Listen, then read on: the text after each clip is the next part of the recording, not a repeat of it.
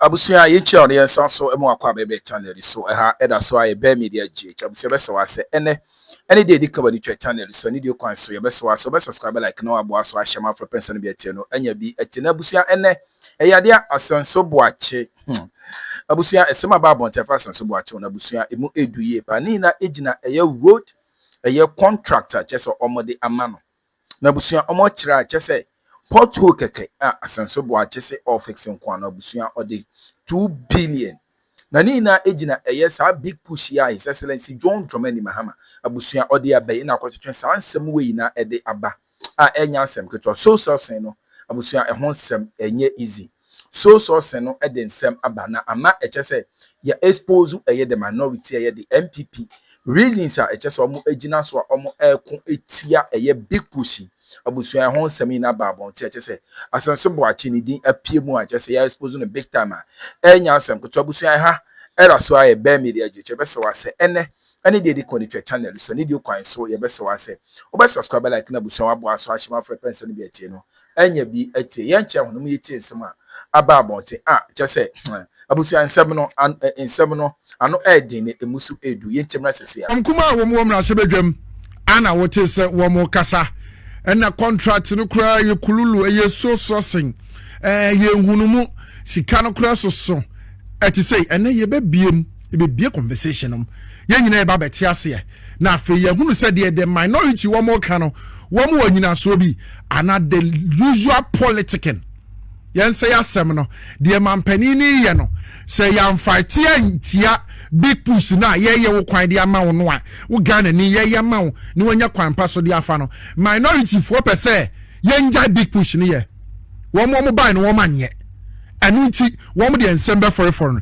yanko na fe yanko hwe owura sami jamfi wono ana ye CEO edema Ghana Gold Board wono ano san ye National Communications Officer edema NDC amanyoku no na wobra na fe wo chirechiremu say during the MPP for year of rose so bekaya I think 2018-2019 there about ma me koye video bi kra wo break su kwan so saa time na mo de excavators 2 bi esi kwan no so na mo dwudwi so kwahwehwe mu year of rose omo tam video no kra de kototo omo platform so ye kwan no bepem na kwan ni simu atutu break so afa na His Excellency the President John Dramani Mahama esa dia ka big push wunti efi kwa benya ekopem ketase they are doing it under the big push program project and no Rasami Jamfi Esquire no nyamfo awoda Gold Board ano wo kire mu say MPP for under year of roads almost 100% of roads on the contract no was so sourced ye ka so sourced that ye ni mobi wono wo ye contractor ye mbie mu mankrofo a wo mo betini aye bi ma ye mfra no ye ne ono nko anhye wankona na afei ye mfa dwuma ne mma no na ne ye betini anya bia ye nya ne ye nko yanim and before bra on be born 100% of their road contract are wo mo de mine under the year of roads were so sourced eti owura Sami Jamfi akasa eri afa ho akirechiremu de ntia na womo kasa so source na MPP for ye no 100% na no de do nti womo hwe na womo hwe ne ye ene ye wura John Dramani Mahama ekwan a wo ye hu hia se wo ye ene so mfa so de ne niam opeso wo ye ne sa ye mpanifo imra ye ba ye beto adwuma de sin ama source procurement to encourage competition, competitive bidding, and enhance public transparency in the procurement processes. Single source procurement must be the rare exception rather than the norm. We must also subject government projects above a certain threshold to value for money audits. But that is government bleeding, everybody cutting their pound of flesh. That must stop. Mr. Speaker, we are bringing legislation to this House to tighten our procurement processes by banning sole source contracts, except in exceptional circumstances, except in exceptional circumstances, except in exceptional circumstances. And indeed, Mr. Speaker, there's spurious information online that 76% Honorable Minister, just go ahead with your projects statement. were sole source is also false. Only about 44% of those projects were procured through sole sourcing. And I state on record, Mr. Speaker, we are making progress as a house and as a country to make sure that much of our procurement is done competitively. But that is why I'm saying that those who claim to have done this so-called analysis based on data we submitted to them freely didn't help the country. Because if they did due diligence, they would have known that those percentages they put outside were pure fabrications and false. Amijan V. Esquire, a National Communications Officer, Adema Elisa Manyo Kona, one Sanye CEO, Adema Ghana Good Board, and our Tenenka, na sa time in the war chilem, Dientia na eyehu, under the year of rose, na ye so sourcing, near the contract, Ademema, Enipebia Yem Yemukrana, Yemu Niema, a womo. To the extent, say, the former vice president, our one Sanye flag bearer, Adema MBP Amanyo Kono, Alhaji Mahmoud Baumia, one nia, ye man contract, road contract in Yenua, ne ye so source, amounted to 83 million Ghana cedis, it is 830 billion. And ye demand, what require ye competitive tendering. I may who's okay, way, yen for the ene fan ye, and no. Ana no work kan wasem na wo chirechiremu na no eyade na emioke wo man no gos sika kura yede beto so no hu na kukuru na akwase na akwakose we nchen na wo ma fasika na omo de yede omo beye na ene dey a me ne wo de ka say the Minister for Roads and Highways Honorable Kwame Agboja Gavins wakasa wo say sa so ye de da MPP fo no omo keken big push project are cost 44% of it per NAA source.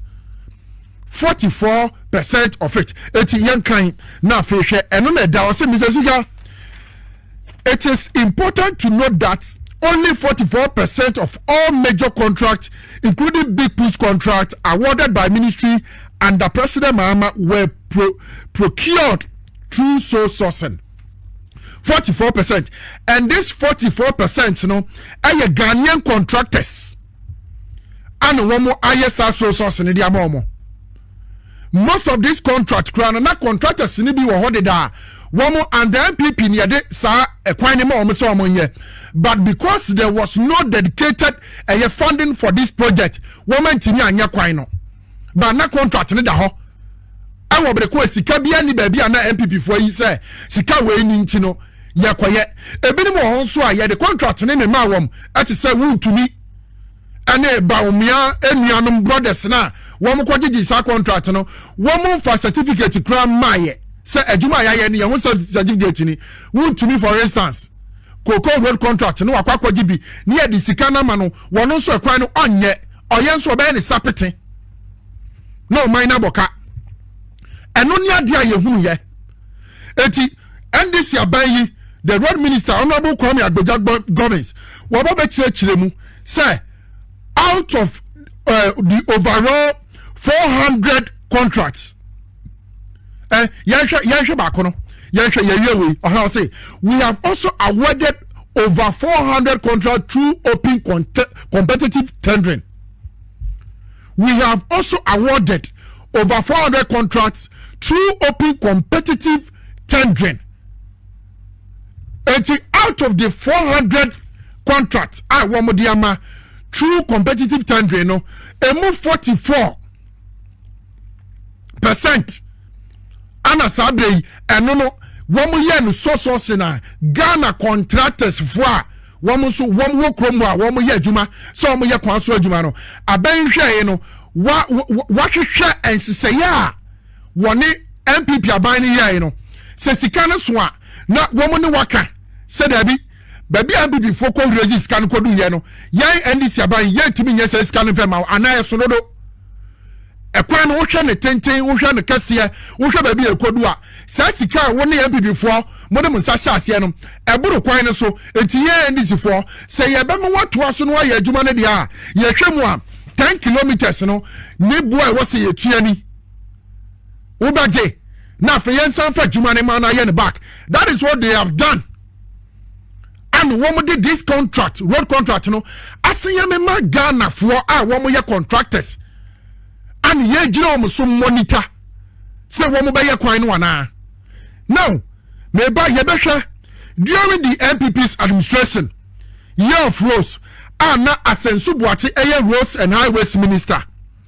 Young contractors, you know, ekwan ya wo fa so edi ekwan no emma wom sika wo tuai pothole keke pothole sika Asenso Boakye under him as Roads and Highways Minister wo tuai ni yenko enti Asenso Boakye bra no wo ye Roads and Highways Minister wo se sabre big push no sika no so ne do so say no mu ye dede no yan kan emfisuro ne yo say pothole patching, sectional repairs and resealing of arterial roads in Oforikrom, Bantama and Subin sub-metro. And non kwa keke no length near 2.30 project cost no 2,206,690,000 Ghana cedis. Potholes.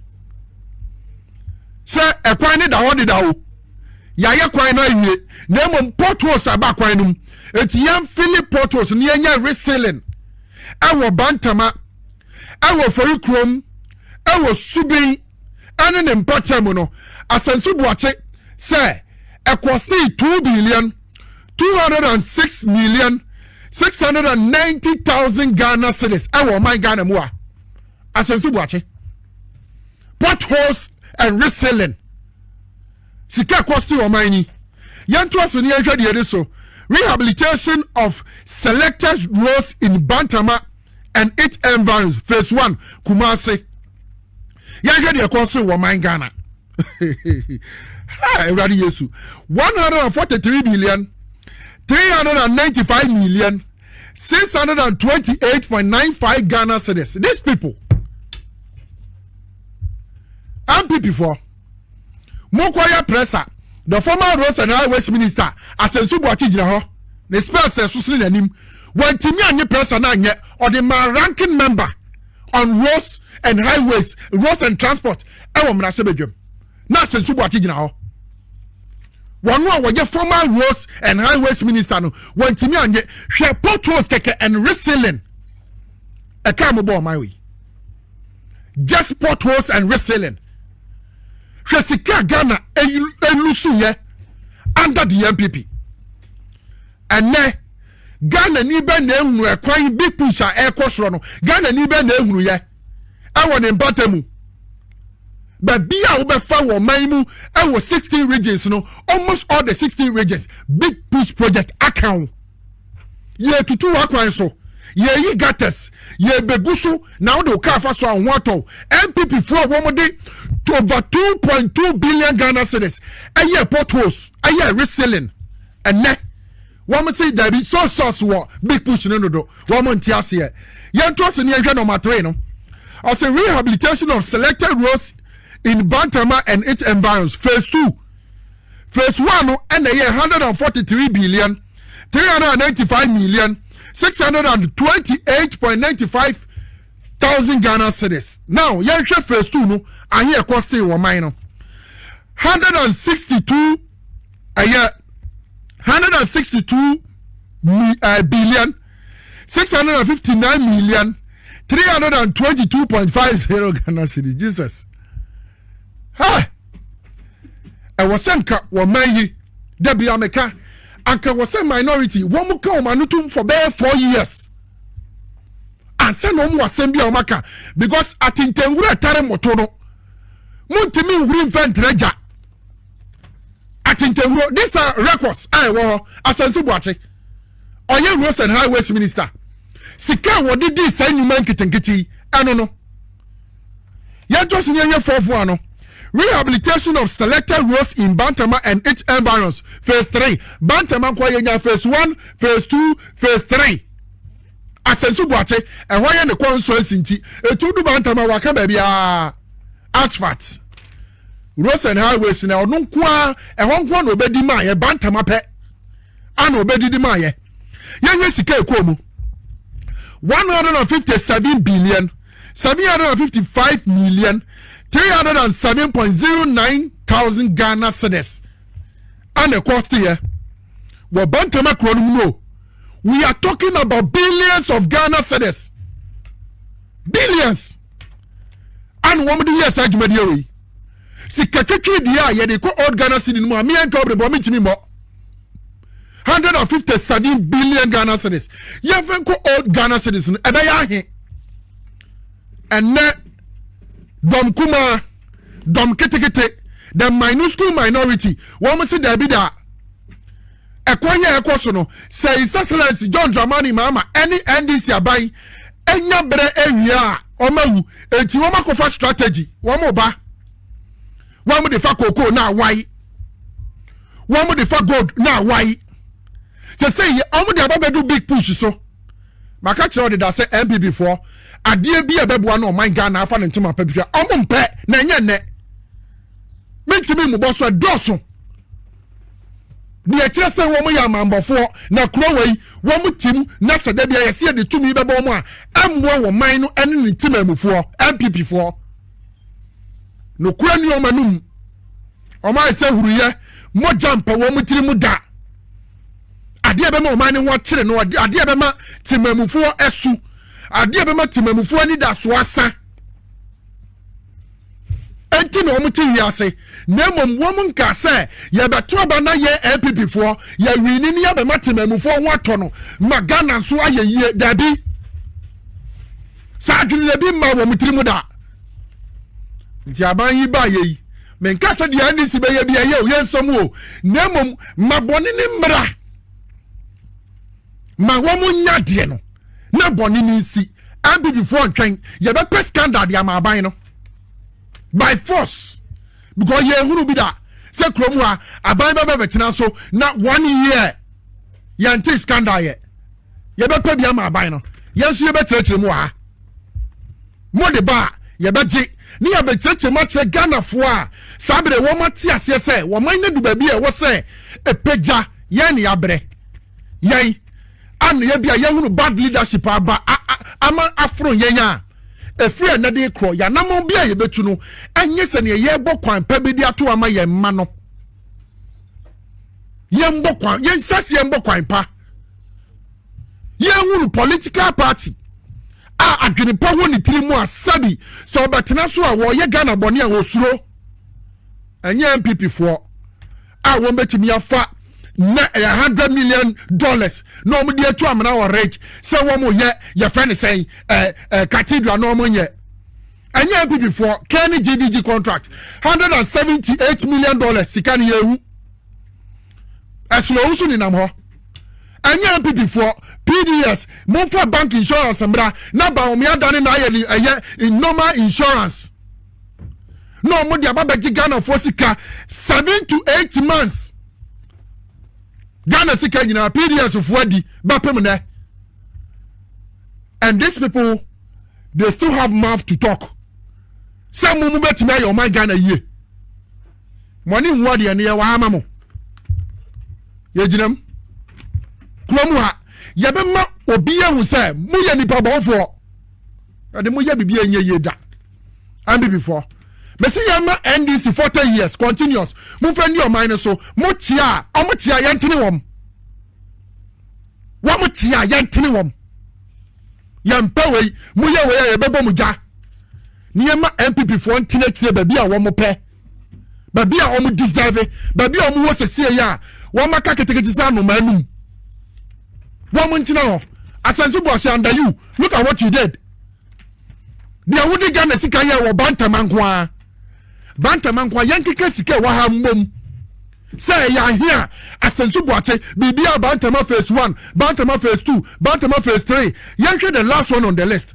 Rehabilitation of Addo and Bushen area eye Kumasi ehwa rehabilitation. Was say 12 billion where 11,284,96 thousand Ghana cedis. Chese sika Asenso Boakye yusu ye ewo Kumasi ni environs. Ye kani nyina bomu ani aka kire wa wo behunu ene na da ho no bomodin na wa wo fie fa calculator na bobo ye screenshot na twede Asenso Boakye nkwa yusu wo Kumasi bantama phase 1 phase 2 phase 3. These are the kind of people who are talking. Wenum no woman ya no. Oh, Dabi, yanki ebeye ni ye. Yanya, anki ebeye ni say. Ayan pipi. Krono ma bomb me. Under the year of rose. Almost contract be a woman to me the man ya woman ye was so sourced. Almost every contract. And that was what the NDC was preaching against. So source your law. A camrano, but do you have to abuse it? The rate at which now every contract, every MPP one year of rose, no, now a year so source, no, it was alarming. No man you boka. No more make or minor.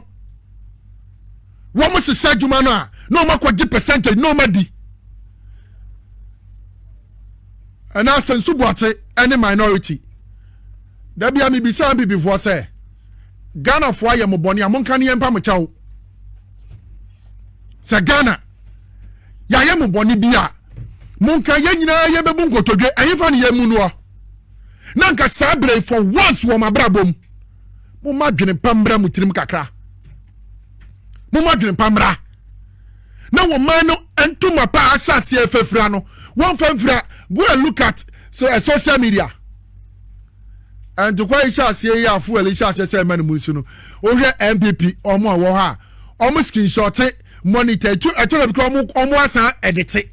No mama prices not high. No more they sa. Ghana for what you MPP for Niaje. One the only more we are seeing no. Bibi papa bianwa. One more bar. Yanya Busiano, Abusiani ni we Abusia. Let's make ourselves rich. Yanni ye. Agana no obes obewu fire hobay. Ti yako to about tachimai. Nipa 8 nima bo mutio kom. Your excellency, ya kayo. Sanji hwemu ni nyina mini se wabato wo. Ya twansi ebe hu no. Die ntia nipa 8 ye bo mutio kom mo tachimai. MBB. Yedi machia. Die besi wo kromu ano. Enye ye buso yenko na fe yenko hwe Victory Garlic Mr Formra adru omo woni kwan ye fa so sayare wa hodo ebe ye nwanwa gebre na okay abusua Asenso Boakye ne road contract records ena ye de emam no ye beda ma asesama jepene kokoti sa ensemwe edemai aha gossip politics TV so unsubscribe ya subscribe na hit on the notification bell so na be any updates be ebe drop no won so won sa ebetumi akabi beda ma